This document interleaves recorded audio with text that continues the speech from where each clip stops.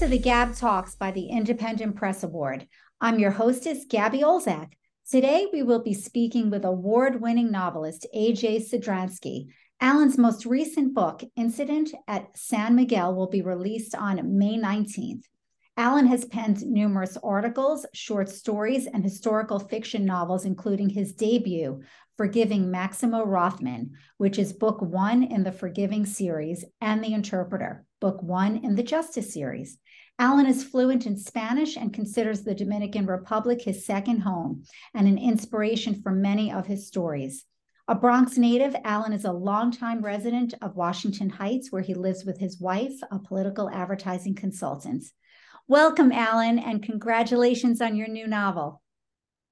Thank you so much. It's so great to have you. So let's just dive right into it. So Incidents at San Miguel, set in 1959 Havana, Cuba, during the Cuban Revolution. It also covers its aftermath. It's a historical fiction piece. And this was interesting. You collaborated with Miriam Bradman Abrahams, Right. a gifted storyteller herself. She really, I've read some of her work. It's fantastic. She's a Cuban-born daughter of Cuban Jewish refugees. So explain to our listeners how this collaboration was born. Sure, absolutely, be happy to. And let me thank you for inviting me on today. I'm delighted to be here. Thank you. So I met Miriam when I wrote my debut novel, Forgiving Maximo Rothman. When I wrote Forgiving Maximo Rothman, I submitted it to the Jewish Book Council, which is an organization clearly about Jewish books that covers readers and writers all over North America. And I submitted to them for a review. Okay. So they asked Miriam to write the review because she had Jewish Latin roots. And the story of Forgiving Maximo Rothman is actually, well, A, it's set in the Dominican Republic, and B, a good part of the book is based on the experiences of my great uncle who escaped from Nazi tyranny to a place called Sosua in the Dominican Republic, where 850 Jewish refugees survived World War II. So Miriam and I, as it turns out, had a mutual friend. And she introduced us about a year after the book was written, or the book was released. And we met for lunch and we became friends. Now, Miriam has done some writing, and she had often said to me that she wanted to write sort of a memoir about the experiences of her family during the Cuban Revolution. And of course, you know, life has a way of taking us to certain places, and she was busy, as was I, with other things. And then in the summer prior to the pandemic, which was about, I think, 2019, 2019? Yeah, it was 2019. It was about 10 years after I published Maximo. No, well, it was about 6 years after I published Maximo Rothman. She contacted me and said to me that, you know, her children are gone now and she has time to start thinking about writing something. And she said, would I look over her material? She had about 85 pages worth of material that she'd collected over the years, interviews, notes, stories, whatnot. Material about her family, Alan? Yes, it was about her family primarily and their experiences during the revolution. Her family came to Cuba in the late 1920s. Her parents were born there. They met there. They were married there, and then Castro arrived. So I'll get more into their story in a little bit. So Miriam said to me, "Would you look this over?" And I did. And she said, "What do you think?" And I said, "Well, it depends on what you want to write." I said, "That really isn't. This material is really not a memoir, because a memoir is a very specific form and format, and you don't have a memoir here. I mean, if you want to write a memoir, you have to write it about the effect that this story had on you, not on your father and his brother." Right. So I said, "Well, you could write a family history." Or I said, "But you have some great material here. Would your parents and you consider speaking with me a little bit? And perhaps I would use some of this material to build a novel around it, because you have very dramatic stuff here." So she spoke to her folks, who said, yes, absolutely. And I went down to Brooklyn, where her parents live, and we spent some time together, a good amount of time together. And I determined that, you know, this would make a great background for a novel. I mean, the truth is that, you know, lots of people have lots of stories. And that's sort of what I specialize in. I write stories about ordinary people who caught up in extraordinary circumstances, like the Cuban Revolution. Right. And when I sat down and spoke with the parents and I heard the stories that they had, I knew that I had stuff there for a good novel that I could build around. The thing is that people will often say to me after they hear me speak about, either The Interpreter or Maximo Rothman, they'll say to me, I have a story. And I say, well, I'd love to hear your story. And they tell me their story, and I say to myself, well, it's a great story, but it won't carry a novel. This story I knew would carry a novel. This carried a novel. So the story focuses on a Jewish Cuban family, specifically two brothers, loosely based on Miriam's father and uncle. Correct. And two brothers are Aaron and Moises. Am I pronouncing that correctly? Aaron and Moises in Spanish. Okay. But you could call them Aaron and Moses. Okay. Oh, yeah, we could. That's right. And they're actually diametrically opposed sides of the political spectrum. Yes.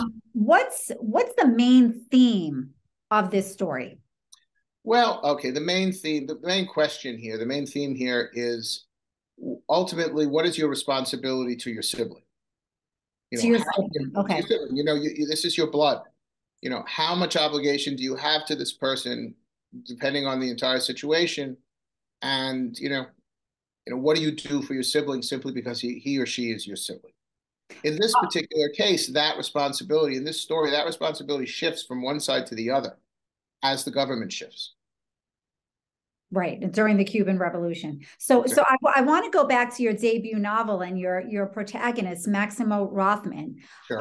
He said, life is too short to make enemies of those we love. Yep. Seems like also a significant thread in your novel, Incidents at San Miguel. Tell us about that. Well, it's a significant concept that runs through all of my work. And it's something that I've thought about on a personal basis. I think maybe everyone thinks about this. We can get into situations with friends and family where we may not agree with them on something. We may do something hurtful to them. They may do something hurtful to us. The question is about forgiveness. At what point do we forgive the other person? At what point do we say, my love for you and my relationship with you is more important than whatever the thing that you did or I did, and we need to put that behind us and move forward? In the case of Maximo Rothman, without ruining the story, because it doesn't really become evident until the last page, as is the case with Incident at San Miguel, the real truth of why Moises did what he did for Aaron is in the last few pages of the book. So in case of Maximo Rothman, he knows that his brother, who happens to be his twin, is aware of a terrible transgression that he made that should hurt his brother immeasurably. Mm-hmm. In the end, his brother forgives him. And so it's a question of forgiveness. Forgiveness is something that I've had a lot of time to think about. I think we all do. We have our ups and downs in life, and we have to sort of figure out, what caused the up and the down, especially the downs, and who's responsible, and how much, do we have to accept our own responsibility ourselves for what happens to us, and at the same time to be able to say to someone else, yeah, it happened, but I forgive you because you're worth more to me than that particular incident. Why, Alan, was this story important for you to tell? Like you said, a lot of people approach you and say they have a story to tell, but this one resonated with you, Miriam's story. Why was it so important to share? There were a number of reasons why it was important to share. The first was that, she and I had talked about it for many years. So the question is, I think sort of the side question is, why would she come to me? It wasn't just because she knew me. As she states in her foreword, she knew a lot about me and my connection to the Latin world, my connection to the Jewish world, my personal family experiences, and she thought that I would be able to handle her story. I kind of felt the same thing going in the other direction. So, at the time that she came to me and I started reviewing her stuff, I had lunch with a friend of mine who is a guy named Led Black. And he is the owner and operator of a website called the Uptown Collective, which is kind of it's sort of like an uptown online newspaper. Okay. And it covers Harlem, Washington Heights, and Inwood, where I live in Washington Heights. Right. And Led is sort of the mayor of Washington Heights. And he He was instrumental in helping me to make the Forgiving series, in particular, Forgiving Maximo Rothman, and the third book, Forgiving Mariela Camacho, which is about the Dominican immigrant experience in the United States. He helped me, and he is Dominican. He helped me to, to promote those books. So he knew my work very intimately. And we were over lunch, and I told him the story about how Miriam had come to me with the story, and I told him the gist of the story, and I said to him, should this be my next project? Should I do this? And he said to me, unequivocally, he said, there's no one on the planet who's more well prepared to write this story than you, at the intersection of things Latin and Jewish. Right. And the fact that it was in Cuba, not the Dominican Republic, well, that's sort of an accident of history, because I know all the Cubans and Dominicans listening are going to turn this off right now, but frankly, their cultures are very, very similar, and their historical experiences, particularly in terms of immigration to this country, are very, very similar. The way that they've been treated by Americans. So I said to myself, okay, and then I said to Miriam, I want to talk to your parents. And when I went down to meet them, I fell in love with them.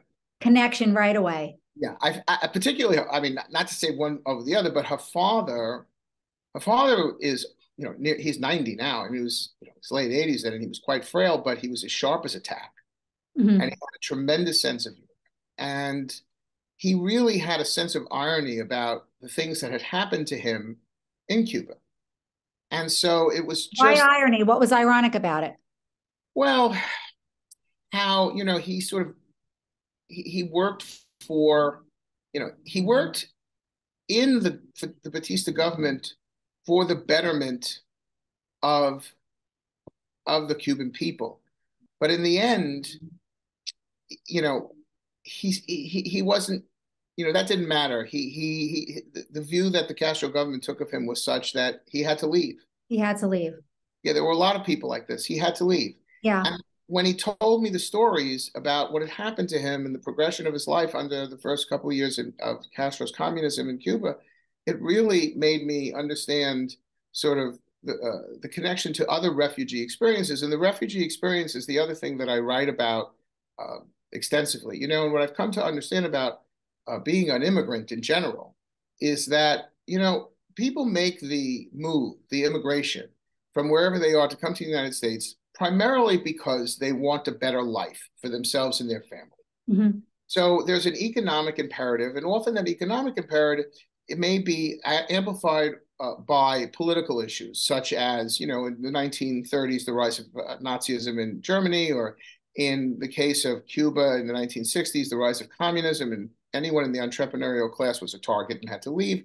But I've heard all kinds of stories from all kinds of systems. And the bottom line is that when, and I talk a lot about this in Forgiving Mariela Camacho, when someone leaves, they have an image in their head of this place that is their place of their birth.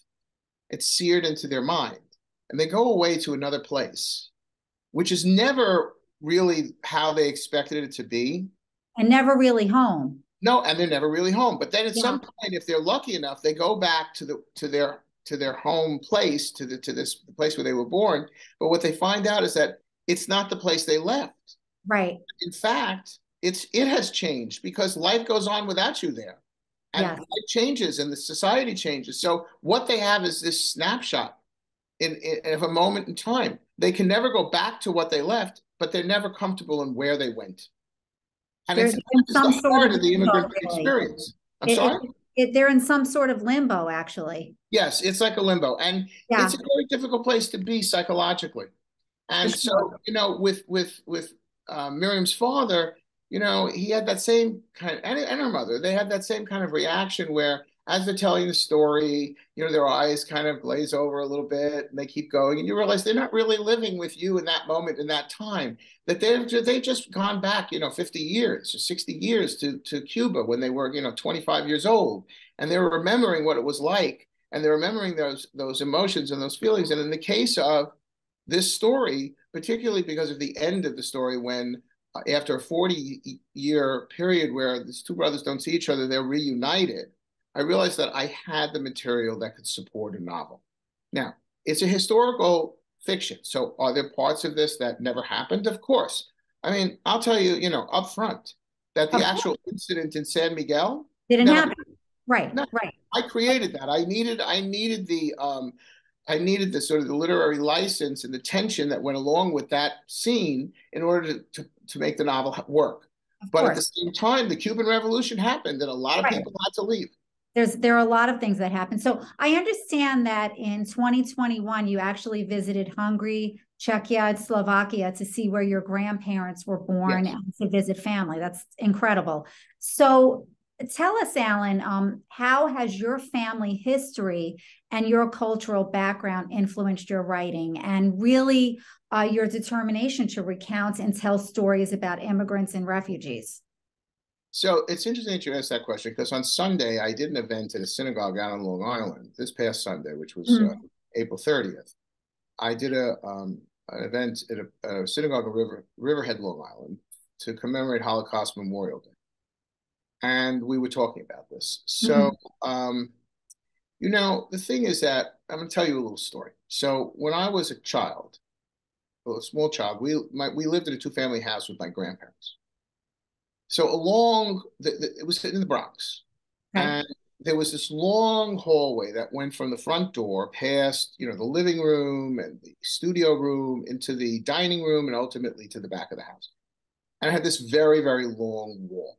I can picture it. Okay. Okay. So along this wall were lots and lots of framed photographs.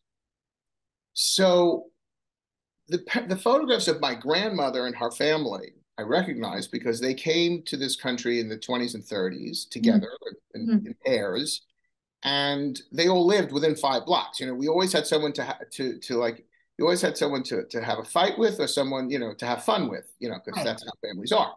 Right. So I knew them, but then there were all these other photographs that I didn't know these people. So who are these people? These people were my mother's father's parents and his siblings and his nieces and nephews. So eventually you start questioning, well, where are these people? They're all dead. Okay. How did they die? Well, a bad man named Hitler killed them. It's meaningless. Eventually, at some point, when you're educated enough about the history of Europe and you understand that there was a terrible war and that there was a terrible Holocaust and Jews of Europe were singled out and 6 million of them were murdered, then you start to put two and two together. You understand what happened to these people. Right. The truth is that those photographs, they have haunted me my entire life. I'm named after two of those victims. Really. The idea of these kinds of personal upheavals has always been something that sort of lives inside of me. So when I started to write full time, and I didn't write full time till I was past 50, um, I wanted to write these stories. And as I mentioned, I tell stories about ordinary people faced with extraordinary situations and circumstances.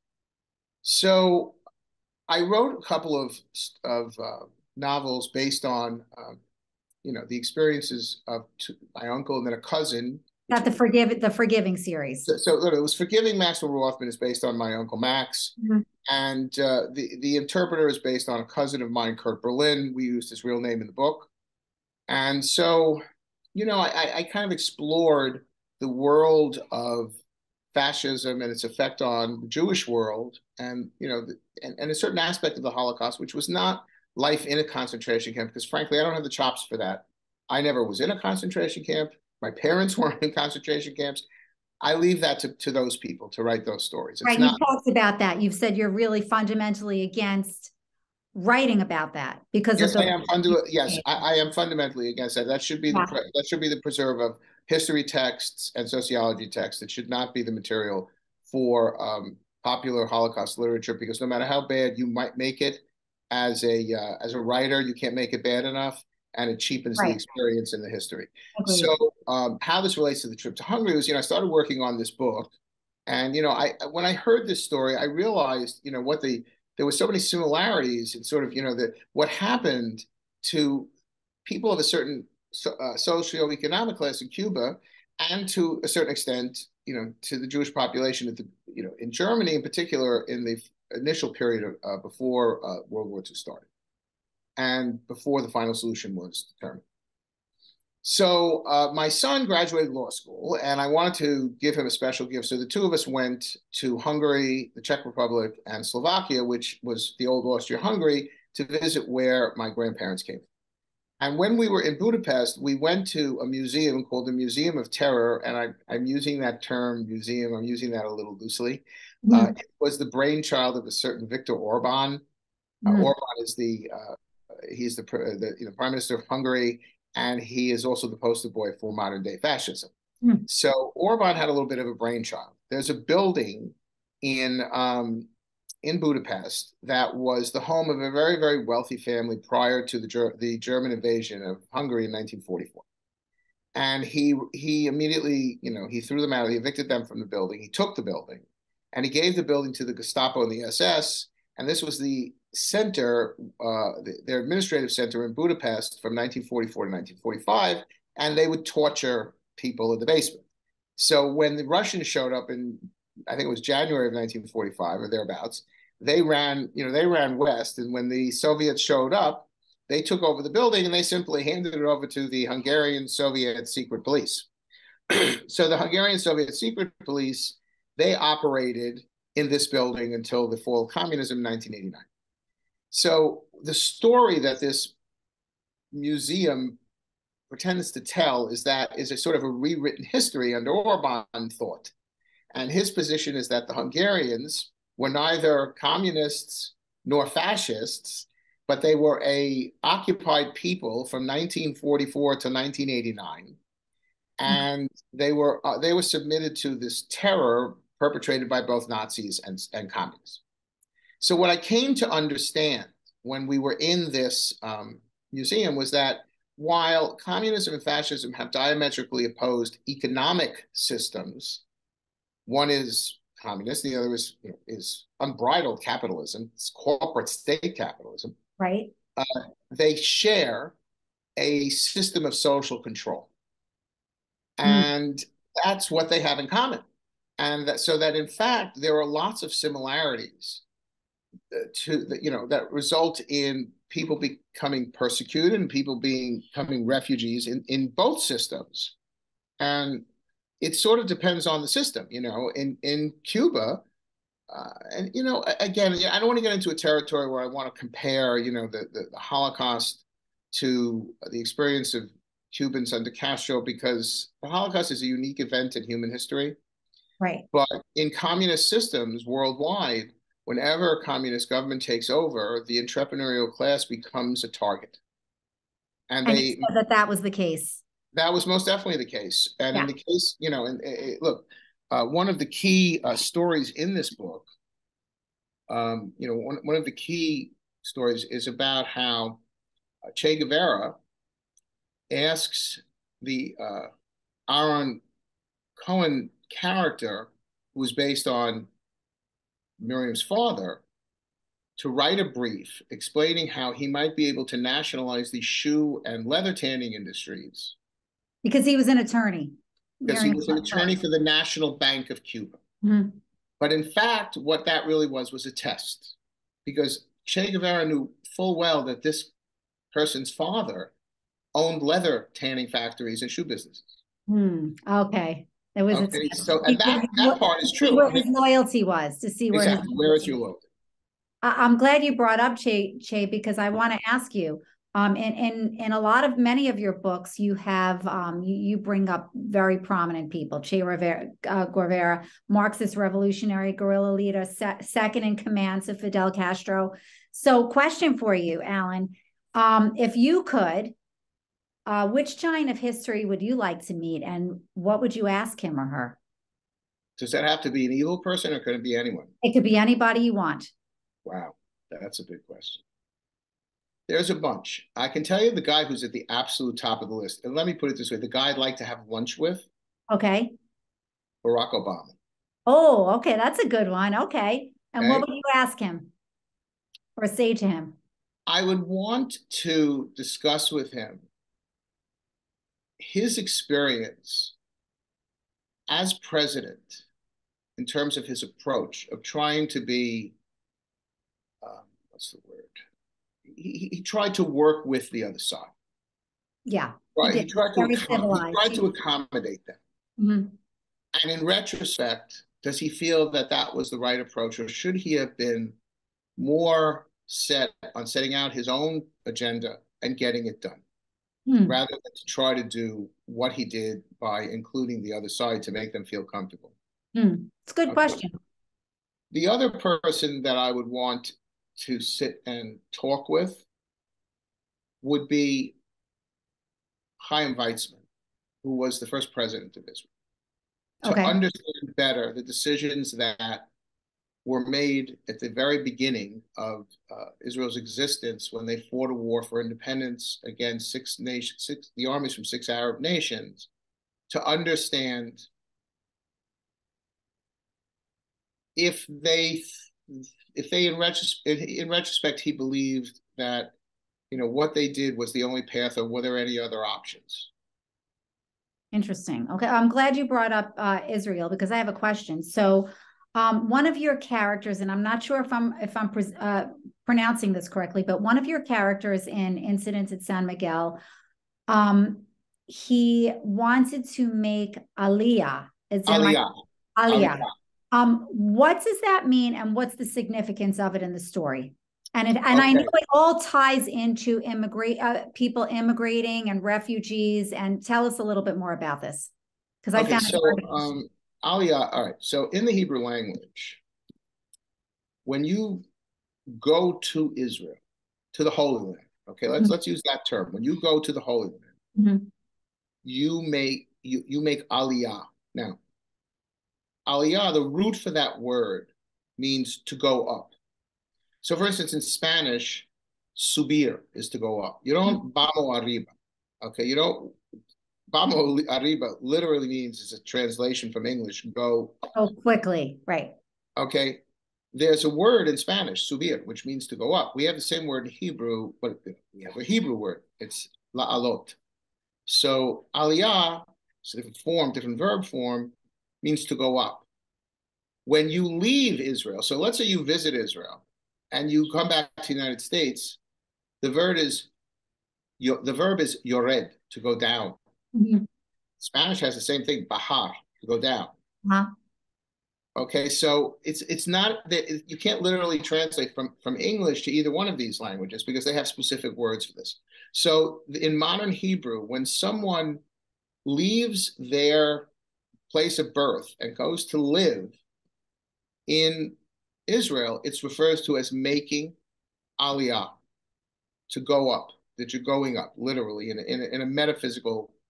So how did this connect to the character in the book? Okay, so this actually happened. This was true. So this is one part of the book that is actually true. Actually true, yes. So what happened was that Miriam's cousin, her first cousin, who was the son, I think it was the older son of her uncle Solomon, who stayed in Cuba and was a confirmed communist and a member of the government, his son rediscovered his Jewish roots and decided that he wanted to go to Israel to live. He wanted to make aliyah. And that's making aliyah. Okay. Yeah. So when he did this, or when he decided to do this, and he told his parents that he wanted to do this, it was difficult, because first of all, Cuba had not had diplomatic relations with Israel, I think, since the 1967 war, the Six-Day War. So there was no direct way to do this, which meant he needed help, both economically and in terms of, logistics, just getting visas. And he'd have to go to the United States or Canada first. And I should note that, the Jewish Agency for Palestine, which was the Jewish Agency for Palestine, now it's just the Jewish Agency. The Jewish Agency is instrumental in bringing Jews from obscure places all over the world to Israel. And in the late 1990s, they did run an operation where about 1,200 Cuban Jews made aliyah to Israel. I think it was in 1998. Although he was not involved. The real person from this character was not involved in that. When he told his father that he wanted to do this, his father said, well, you need to contact your uncle. And he helped him. So the reason why, it's very, very difficult for anyone to explain that connection that we as Jews have to our heritage and specifically to Israel. Yeah. Okay. When we go to visit, when I went to Israel for the first time, I was in 1983 and I was 26 years old. When I got off that plane, I felt like I was coming home. Huh. I just got chills. That's really interesting. Yeah. Okay, so why is that? Okay, because and then I'm going to reference back to my trip to Hungary. So let's say, okay, give me an example. One of my dearest friends is Italian on both sides.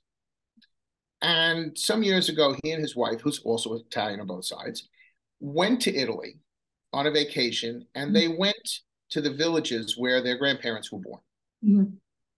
And, he said to me, it really was incredible to go there and not only to see where they walked as children, but to shake hands with people who are my relatives who I didn't even know existed.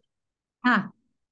So there's a very tangible physical connection for my friend and his wife when they go to Italy. Really, really tangible because there's still family there.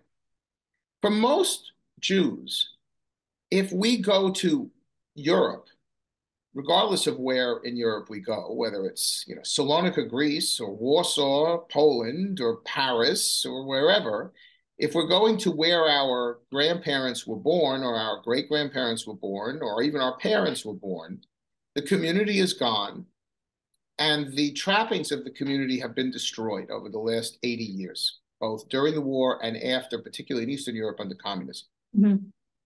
The remnants of those trappings are in Israel. Hmm. And the descendants of some of the survivors who did not stay in Europe are in Israel. So, for instance, I have a very extended family in Israel. I have only this one cousin that I'm in touch with in Hungary, but we'll get to that in a second. So when I go to Israel, I'm coming home. Right. And that's where everything is. That's where all the what remains of our history there is now kept in Israel.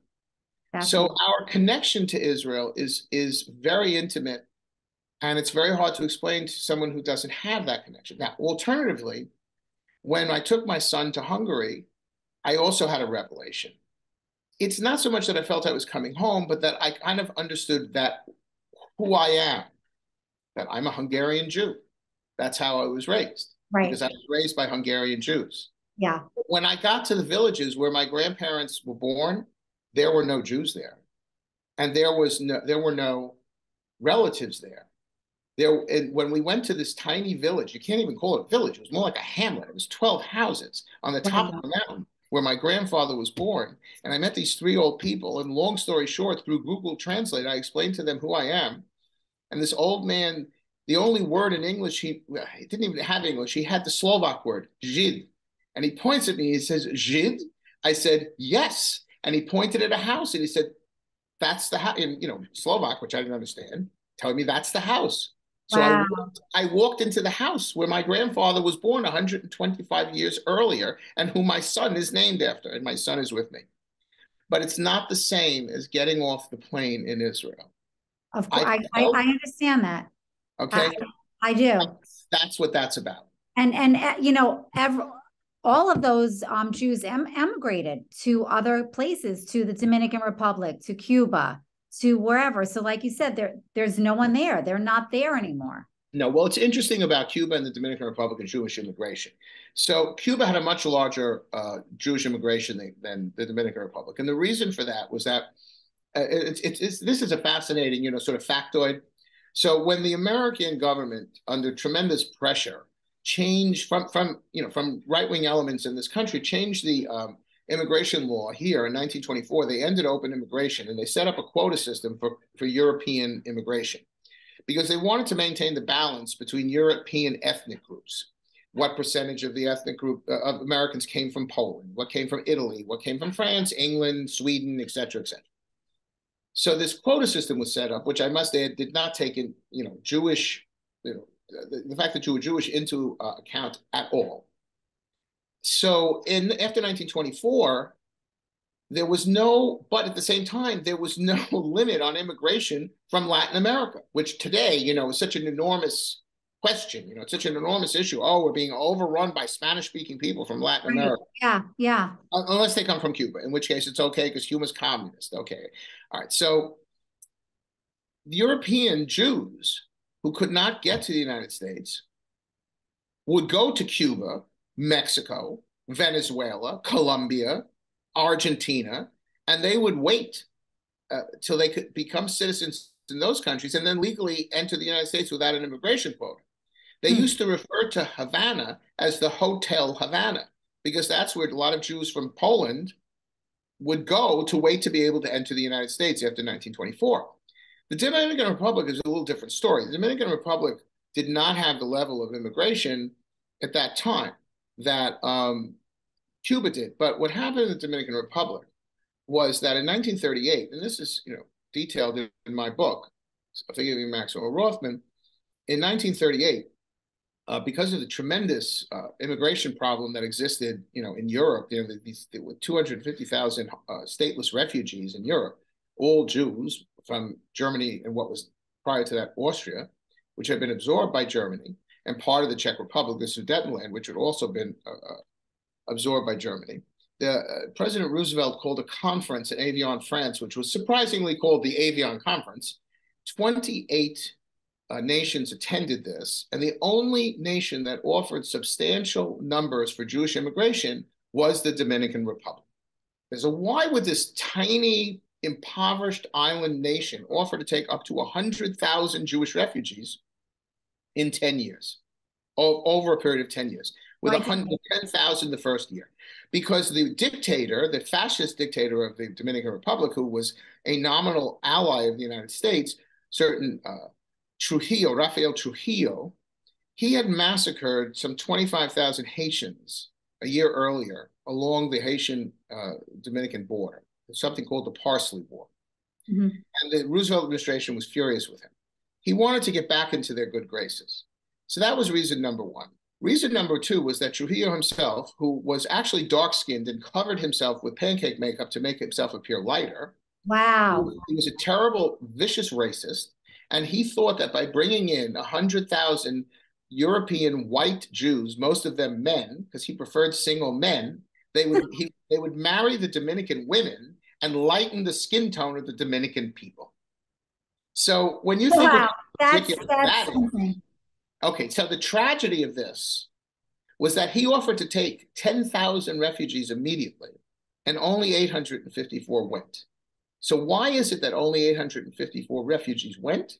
Because the international Jewish leadership, to their shame, did not want large numbers of Jewish refugees from Europe going anywhere but Palestine, which was then under British control. They wanted to force the Brits to open up Palestine to Jewish immigration. The Brits had closed it off because of their relations with the Arabs. That goes way back. So as a result, the Dominican Republic there was only 854 people went. There were other stragglers who went elsewhere, but Sosua only attracted 854 residents. So, there are other countries, though. For instance, on my father's side, I had a lot of immigration from Poland to Mexico. They went to Guatemala first, from Guatemala to Mexico. And then from Mexico, they entered the United States at El Paso. Now most of them live in Texas or in California. So, in Cuba, there was something like 15,000. Yes, there were 15,000 Jews in Cuba. The Cuban who left after most of whom left after the revolution. 90% left after the revolution. That's a huge amount, 90%. Yeah. Well, the reason behind this was very simple, is that most of them were business owners. Right. And you said it was entrepreneurial based, not anti-Semitic. Right. And there was, and Cuban Jews will tell you that there was virtually no anti-Semitism in Cuba. That just was not the problem. Right. They weren't even referred to as Jews. For the most part, in Spanish, the Cubans referred to the Jews as polacos, which means Poles, because most of them came from Poland. Okay. Interesting. So I want to switch gears a little bit. Sure. You've said, Alan, that the writer is in every character. So which character do you connect with the most? In this book? It could be, let's talk about this book, or if there's really another one that you really connect to in one of your other novels, let us know. In this book, I think I connect with, truthfully, I connect with Solomon or the Moisés character more than I connect with the our own character, because my own politics prior to writing this book, and that's interesting because it really kind of changed my viewpoint um, about certain issues of politics. Um, I really do sort of identify with him more. I am a very idealistic and very altruistic in terms of politics, and I believe in an egalitarian system where all people have what they need and all people are treated fairly, and that's sort of the basis of, of the economic and theoretical basis of communism. Unfortunately, as I mentioned earlier, communism adopted and adapted a sort of a method of social control that puts it on a square footing with fascism, and what they might claim to have accomplished is far outweighed by the treatment they have given to people who don't agree with their political and social views. So in this case, yes, my altruism and the altruism of that character comes more from me, particularly in the respect that I had the opportunity to interview Miriam's father extensively. Unfortunately, I'm sorry about that. There was a doorbell. I'm not getting up to answer it. That's okay. At the same time, I sort of acknowledge that it just didn't work out. But as I was saying, I interviewed Miriam's father extensively, but in terms of her uncle, I couldn't interview him because he was dead. He had died in 2012. So I did manage to speak to people who knew him and ask them questions about him. Miriam's father, Miriam's mother, Miriam's aunt and uncle, her cousins, in order to determine, to understand more about him and who he was. Mm-hmm. And it's not to say that I don't identify with the terrible struggles that our own character faces. I do. I mean, I absolutely do. But if you're asking me who sort of is sort of more reflective of me, I'd say certainly politically, at least before I wrote this book, the brother. Yeah, the brother, yeah. The brother who stayed in Cuba. Yeah, yes. In general, in my other books, people who know me, who've read my books, will tell you that the Kurchenko character in the Forgiving series is pretty much 90% me. Ah, interesting. Okay. Yeah. So if you want to get to know the real Alan, definitely read that book. Yeah, you want to read this. Yeah. So tell us, you've also said this. Why is it important to pay it forward? I'm a really big believer in that. It's so important. You should help whoever you can help. And, my grandfather used to have this expression, you don't do something for a thank you. Right. And if someone comes out and does something for you out of the goodness of their heart, you should always keep that in mind. And when you have an opportunity to do the same, you should do it. It's all about the love you spread. Okay? For sure. And so I believe that. So Alan, you're an avid student of history, a voracious reader. Yes, I am. I read a lot of books. Yeah, and you said that you got that from your parents were avid readers. You said also. My parents were always avid readers. My parents always had a book on each night table. That's one. So which author has influenced you the most? Oh, there's a few. Okay, so the biggest influence, the author who made me want to be an author. Okay. Mm-hmm. There's two. Okay, I'm waiting. There's three. Okay. There's three. Okay. Okay. Dr. Zhivago. Okay. That book changed my life. Boris Pasternak. This was the most lyrical, consuming work I had ever read, and I read it as a teenager. Wow. And it blew me away. It's a combination of the story, the prose, and the way it's just his way of telling the story and the elements of the story. A good story has to have certain things. It needs a little history. It needs a little mystery. It needs a lot of tension. It needs a little bit of romance. That sounds like a lot of your books. Yeah, that's, you know, his that sort of structure and form had a lot of influence on me. The second was Leon Uris, and my books, or the structure of my books, reflect the structure of his books in a certain way. Although today you can't get away with, as an author, what he got away with, which is to tell one story for 100 pages and then, you know, go to part two and start with another story and tell another story for 100 pages and then switch back, you know, at page 300. You can't do that anymore. So, and he was an author of historical fiction. yes, he wrote historical fiction. He wrote historical fiction all over the world. I mean, he wrote, you know, he wrote Exodus, he wrote 18, he wrote The Hodge, he wrote Trinity, which was about the Irish Revolution. I mean, it just fantastic storytelling. But he also wrote 700-page books. You can't get a 700-page book published today. I mean, when I wrote The Interpreter, the first draft of The Interpreter was 550-ish pages. That was cut down a lot. The publisher said to me, no. You have about 350 pages. So we'll have short attention spans, Alan. Well, you know, listen, readers, when it's interesting, is a Jewish Book Council told me that when book clubs come to them and say, give us a list of 10 books to read this year, one of the questions they're asked is, how long should the books be? And uniformly, they say between 300 and 350 pages. Interesting. Okay. So the third is Ernest Hemingway.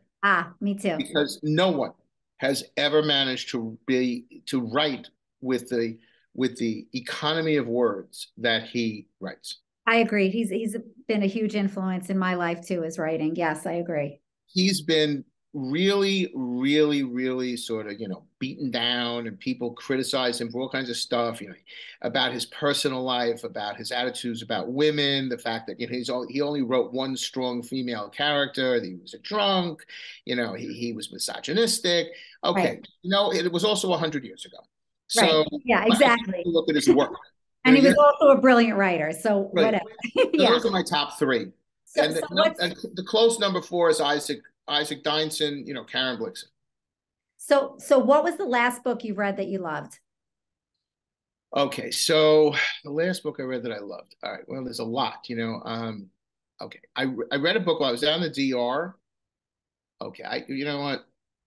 There's 2 that I recently read that are really worth noting. So one is a book called The Prodigal Spy by Joseph Cannon. I've read almost everything Joseph Cannon has written, and the man is just brilliant, and I wish I could write as well as he does. And he writes post-war spy novels primarily, but he has a tremendous style, and it's just the pace of the novels is great. You know, one of the things that I've been criticized for is that there's not a lot of description and there's not a lot of internals, because I like action and I like dialogue. Mm-hmm. That's what I include. He does the same thing. It's a lot of dialogue. You don't have to, you know, I don't need to know what color everybody's shirt is. Right, right. How long her hair was, you know, I don't even need to know what color the woman's hair is, because let me imagine the character myself. Right. It's a different way of writing, but yeah. Absolutely brilliant, and it's fast paced, and I love it. And I would read anything he wrote. The other book, and I was just talking about that at lunch. This book at lunch today is a book called House on Endless Waters by an Israeli writer called Emuna Elon, and it was written in Hebrew, and I read it in translation. And it's a fascinating book. Look, it's very literary, and I don't usually go for very literary for personal reading, but honestly, this was so unique. It's got 2 storylines. It's set in Amsterdam in the present, and then Amsterdam during the occupation, the Nazi occupation. And basically, the basic plot is that the main character is a writer, and he discovers that, in fact, he was not born in what was then British occupied Palestine, that he was born during the war in Amsterdam, and he goes back to Amsterdam to try to discover the truth of who he is. Oh, that's right up your alley. Oh, it's fantastic. Yeah, that sounds great. The most interesting thing about it is that the way she presents the backstory is that you're learning about his research, and he's thinking about how he's going to write the novel. So it's literally, you're reading the mind of a writer thinking about how to write a novel. So for a writer who writes, for a writer, it's a perfect book to read. I'm going to have to pick that one up. Thanks for the suggestion. So Alan, can you share with our listeners the most important lesson you've learned in life? I know that's a big one. That's a big one. The most important the most important lesson is that you should live every day like it's your last day, because you don't know when you're going to have your last day. So if there's something you want to do in life, do it. Don't put it off. And if you're miserable at what you're doing and you want to change, make the change. Don't make excuses why you don't make the change. I was very, very fortunate. When I was 17 years old, my my parents, I was a senior in high school and was going off to college, and my parents said to me, "Well, what do you want to study and what do you want to do?" And I said, "I want to study English and I want to be a writer." And my parents said, "No, no, no, no. That's a terrible idea. It's not good. It's not for a Jewish boy. You have to be a lawyer or a doctor or an accountant so that you can earn a living and support a family." Okay. So I didn't become a writer. I ended up in the real estate business for some 35 or 40 years. And then in 2009, the bank I was working at collapsed and they were taken over by the OCC. And the day before the takeover, I was let go. So this was the middle of the Great Recession, and I had no job. And my wife says to me, "Well, what are you going to do? You can't sit here all day." And I'm like, "Well, I think I'm going to get certified as a personal trainer, and I can make some cash, and then I want to finish writing my novel," which was Forgiving Maxwell Rothman. So she says, she rolls her eyes, and she had a very good job at the time, which the key to which was that she had medical insurance, platinum style. Oh, yes. Now Yes. there's a statement on our nation. Yes. Okay? So she said to me, "Fine, go finish it. I'm tired of hearing about it." So I was 53 years old when I published, Forgiving Maxwell Rothman. But I achieved a lifelong dream. I had wanted to be a novelist since I was a teenager. And my best friend from high school, when I published the book, he sent me a note, private message on Facebook when he saw it, because I put it up on Facebook, and he said, "I'm so happy for you because I know this is what you wanted since you were 16 years old." That's amazing. So if you want something, go out there and get it. Don't make excuses why you didn't do it. Just do it. Well, you're living proof of that, Alan. This has been really so much fun. So, Alan, tell us, what are you working on now? Well, okay, so I've done enough stories and books on fascism and communism, political turmoil, and miserable refugee lifestyles and immigration.